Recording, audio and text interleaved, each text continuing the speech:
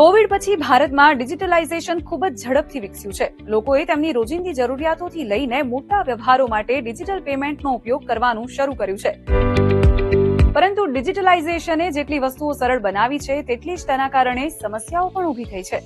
Report અનુસાર ભારતમાં જાન્યુઆરીથી એપ્રિલ 2024 સુધીમાં 7.40 લાખથી વધુ સાયબર ફ્રોડની ફરિયાદો નોંધાઈ છે.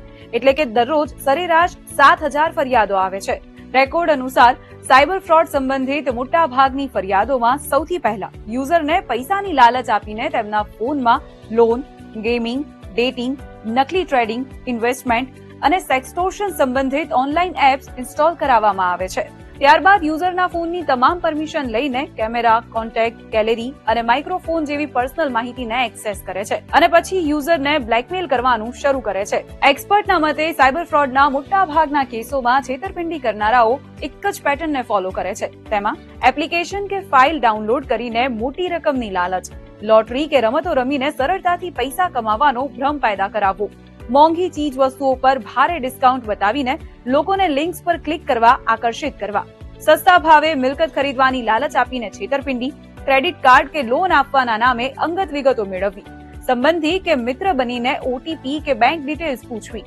ઘરે બેઠા નોકરી અપાવવાના બહાને લોકો પાસેથી પૈસા પડાવવા. આવી સ્થિતિમાં યુઝર તેની ડિટેલ્સ ઠગ સાથે શેર કરે છે અને તે પછી ઠગ ફ્રોડ કરે છે.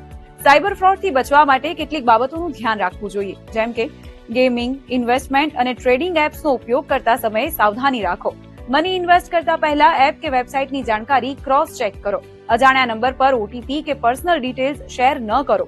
અજાણી લિંક પર ક્લિક ન કરો. કોઈ પણ એપને ડાઉનલોડ કરતા સમયે ડિસ્ક્રિપ્શન ધ્યાનથી વાંચો. થર્ડ પાર્ટી સાઇટ કે લિંકથી એપ ડાઉનલોડ ન કરો. સાયબર ફ્રોડ થાય ત્યારે તરત જ સાયબર અપરાધ પોર્ટલ પર રિપોર્ટ કરો અને 1930 પર કોલ કરી ફરિયાદ નોંધાવો. આ સાવચેતીઓ દ્વારા તમે સાયબર ફ્રોડથી બચી શકો છો. અને હા, તમારી આસપાસના લોકો સાથે સાયબર ફ્રોડની માહિતી શેર કરતા રહો. આવા જ વધુ વિડીયોઝ માટે જોડાયેલા રહો દિવ્ય ભાસ્કર એપ સાથે.